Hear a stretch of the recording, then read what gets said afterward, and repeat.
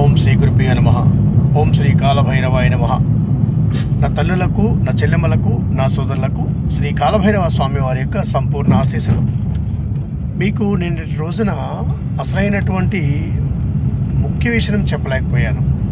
ఆ యొక్క ముఖ్య విషయం ఏమంటే, ఈరోజు జ్యేష్ఠ శుద్ధ అష్టమి. దశమహావిద్యా దేవతలలో కేతుగ్రహానికి, ముఖ్యంగా అశ్వని, మక, మూల ఈ 3 నక్షత్రాలకు సంబంధించినటువంటి అంతరిక్ష మహాదేవత అయినటువంటి దశమహావిద్యా దేవత ధూమావతి అమ్మవారి యొక్క జయంతి పర్వదినం.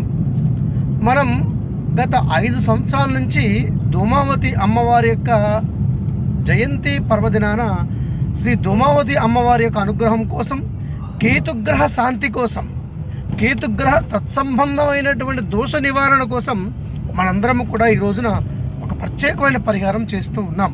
అది ఏమంటే అమ్మవారి యొక్క నామస్మరణ.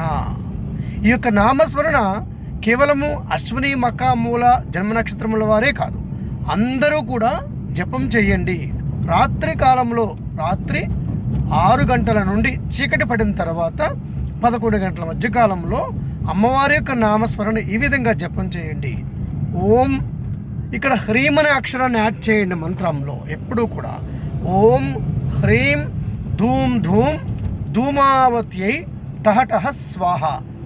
ఓం హ్రీం ధూం ధూం ధూమావత్యై టహటహ స్వాహ. ఓం హ్రీం ధూం ధూం ధూమావత్యై టహటహ స్వాహ.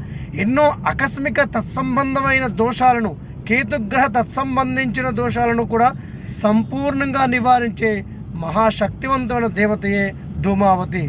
సమస్తమైన శత్రువులను కూడా స్తంభింపచేసేటటువంటి దేవత.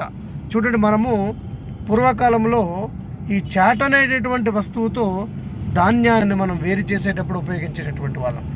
ఆ చాట ఏ విధంగా మనకు కావాల్సినటువంటి ముఖ్యమైనటువంటి వస్తు సంపత్తిని అందించడానికి ఉపయోగపడేదో, ఈ యొక్క దూగర్ని ఎలా అయితే దూరంగా విసిరేసేదో, అలా మనలో ఉండే కష్టాలను, శత్రుబాధలను కూడా దూరంగా విసిరేసేటటువంటి శక్తివంతమైన దేవతే ధూమావతి.